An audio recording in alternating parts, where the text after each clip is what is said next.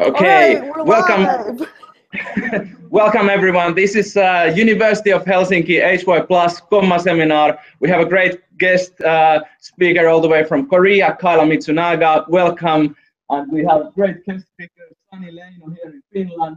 Myself, my name is Ilkka Kurkela, and we have a great audience here. And hey, we had a question here from the audience. Could you please repeat it because it was such a great one? What are you interested in? What have you been doing in research? Tell us something about yourself and your passion. Okay, great. So the question was, tell a little bit more about you. Yeah, and your passions. So basically, we went straight ahead to like, what are your passions? Why are you actually so positive and passionate, and about what? Okay, great. So, hi, I'm Kyla. Hi. And actually, my name, if you change it over to Finnish, it could also be seen as Kyla, right? Yeah. Which means yes. Yeah. Yeah. I drew this happy face because I am a global happiness coach. So something that I enjoy doing, one of my passions is eating. I love salmon. And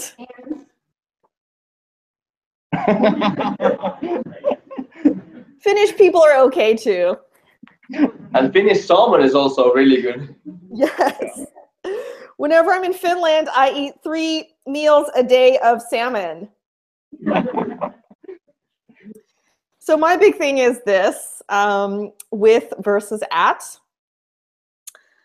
I think Ilkka might have mentioned a little bit about that earlier, but a couple years ago, I gave a TED talk about this communication style that I came upon as a university professor. I would sneak into the backs of lecture halls, and I noticed that the professors or lecturers would just go on and on and on in a very like at way.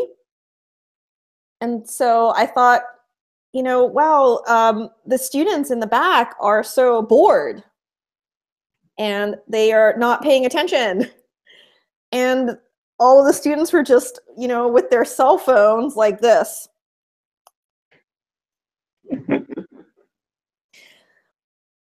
So I thought, you know, there has to be a better way to communicate in a two-way fashion with each other instead of one-way fashion at. And so I came up with this idea and actually have a pyramid that I drew. Do you guys want to see it? Yeah, Yeah. Yeah. Okay. So here's my pyramid. I think the basis of any communication starts with yourself. And so I'd love for you guys to just try something really quickly. And I won't be able to check if you're actually doing it. But this first exercise, if you don't mind, and everybody else watching, maybe you could try it too, is an exercise in communication with yourself. Would you guys like to try it? yeah. Yeah, definitely. Okay. So what I would love for you to do is just in your head with yourself, talk with yourself and tell yourself something that you are amazing at, or something great that happened to you today, or something positive that you did, or something awesome that you did. So just go ahead and basically tell yourself why you're so awesome in your head.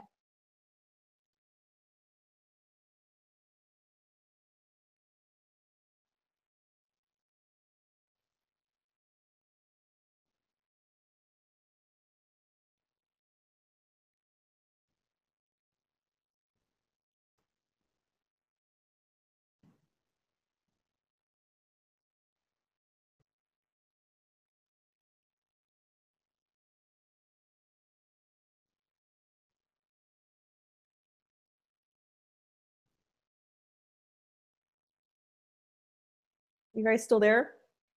Yeah. Okay. I was like, wow, it's really We can quiet. keep on with that exercise. We're finished, so we're good with that. We can continue all that long. Would anybody like to share what the conversation that they had with themselves?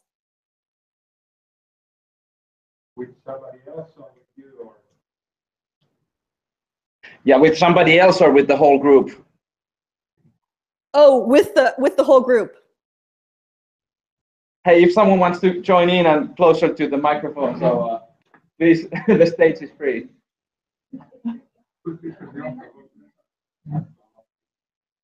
I'll try to maybe a little bit closer. Yeah.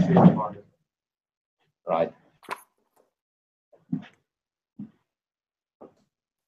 Well, I could start since I'm really, I'm so excited that this is happening, and we had the courage to face the fear and connect all the way to you, Korea, to Kyla, and experiment the possibilities of actually communicating with someone all over the place and discuss. So I was like having a really good feeling about that. Hey, yeah, we actually did it, and we're doing this. So that's not. Hey, please do share. Please do share. There is a research that if you share something, that's the best way to learn. That's the highest way of learning in this learning pyramid. Yes, yes. I had a meeting today with 2 of my colleagues, and turned out that the 2 weeks of work that I did put in was not something that we ended up with, and decided together to go to a different direction. But still, I decided that I thought that this was actually a very positive meeting, because now I really had some good, way to go, and all the help from my colleagues to go, and actually we know it's going to be a better end result. So after minutely feeling very defeated for a minute, it turned out to be a really good meeting and a very positive ending. So I was happy.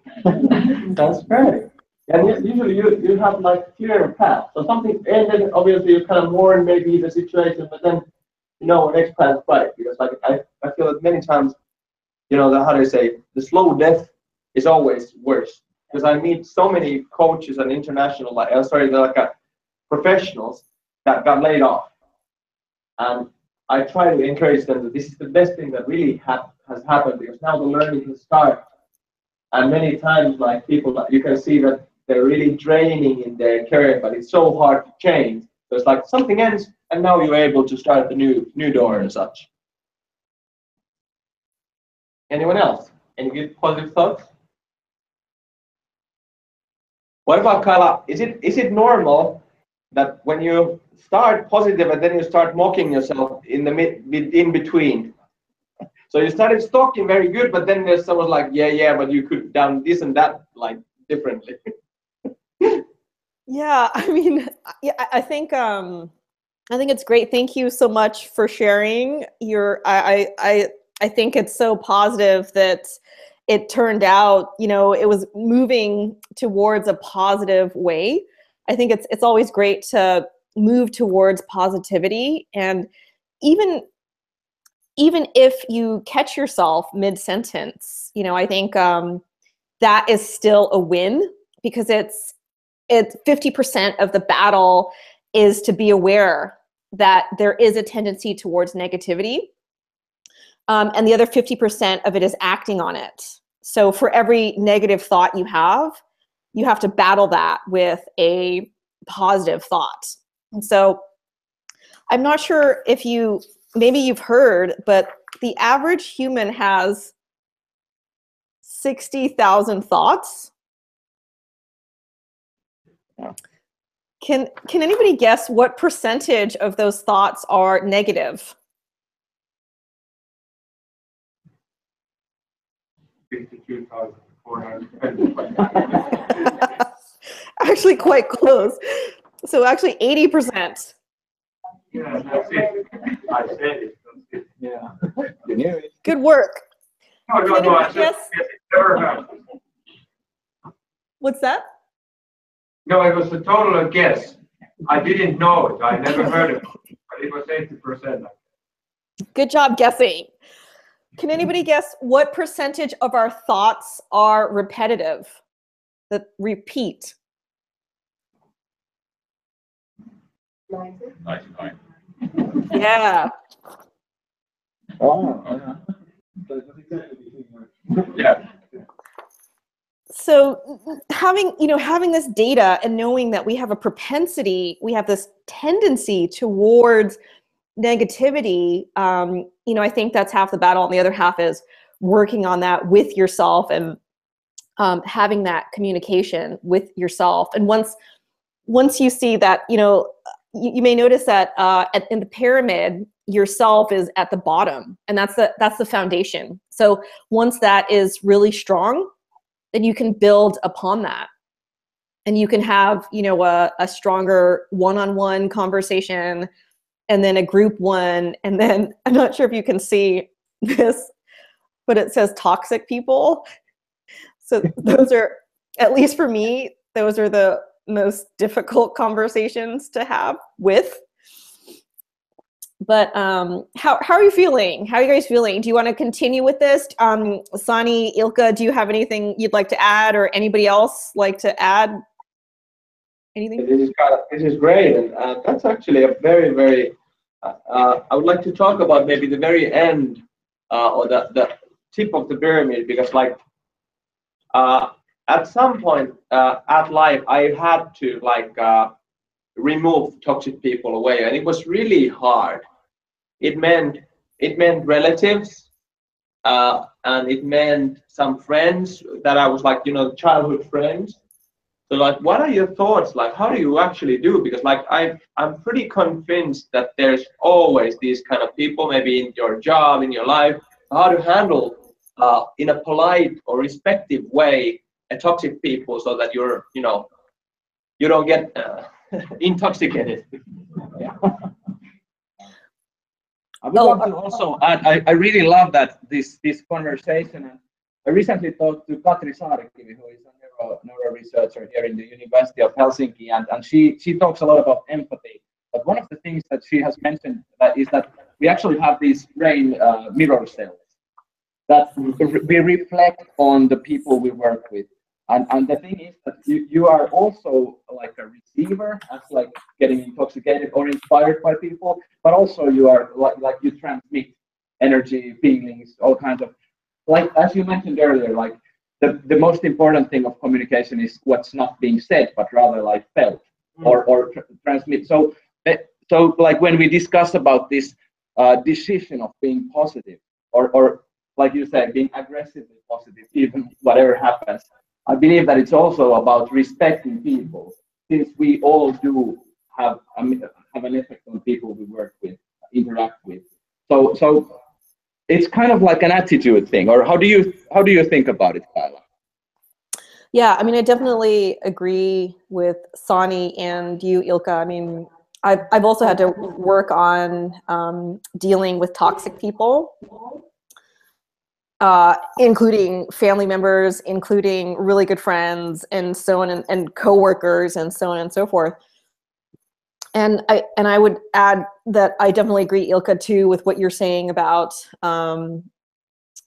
we reflect who we interact with. And there's a saying, right, related to these points, that the reason we have trouble and the reason we are often challenged by these so-called toxic people is that we see a part of ourselves in them. And that's the reflection part. So something that I came up with recently, I had a very challenging, toxic person that I was working with. And I was losing sleep over it because it was really stressful, and it was becoming hurtful. And definitely I think that there's a mindset, right? The mindset of you are the only person who can make yourself feel bad. So that's that part, going back to with yourself, and making sure that that foundation is strong. But what I did with this toxic person was I decided, what what would be the most positive outcome, the best case scenario for this situation. And so what I decided to do was I wanted to elevate not only this toxic person, but I wanted to elevate me. And so I decided that because most toxic people, there's some sort of insecurity, or there's some sort of inferiority, and it lashes out, and that I think causes the toxicity. But so what I decided to do was I do these Facebook Live videos every Friday. And I decided to focus on the word forgiveness. That was my F word for that Friday. And what I thought I would do was I would dedicate that video to that person, because that person reminded me to forgive myself and to forgive that person, right? A lot of it boils down to forgiveness instead of holding on to that negative energy. And so because I was able to elevate myself, forgive myself, and forgive that person, and also dedicate the video to this person, our relationship then sort of became one that was born out of positivity rather than toxicity. Wow, thank you, Kyla, so much for sharing this. Yeah, Sani, please. yeah, I was just yes. Yeah, we should consider also what actually is positivity. How does it become reality? Because if we think communication-wise, so positivity does not mean that I need to agree with each person that is saying something. So I need to agree. So we need to all think the same way, or I cannot disagree after I'm a positive person. So it's considered it's more relationship oriented, so that the relationship will stay positive, which is more about maybe what you're talking about is poisoning people. So the relationship wise it poisons, so that I don't feel like I want to stay in a relationship. Or is it then substance oriented, more that I can disagree totally with the person, but still the atmosphere is very positive, nice and creative, maybe very constructive. So for instance, if you consider French speaking culture, so then you can disagree strongly, and that's kind of a sign that you are interested maybe, and still the atmosphere will stay good. Finnish speaking culture is more or less, we are more substance oriented, and we feel like if you disagree with me, so you also do not accept me as a person as well. That's strongly. So it's also culturally bounded. How do we see what is positiveness? And if we consider American culture, so the relationship, keep up the relationship is very important. And then maybe some substance there you disagree or disagree, agree or disagree. So we also might see and focus it from different perspectives, depending on the culture and maybe the person also. We are different here also, so we stay in the same nation here.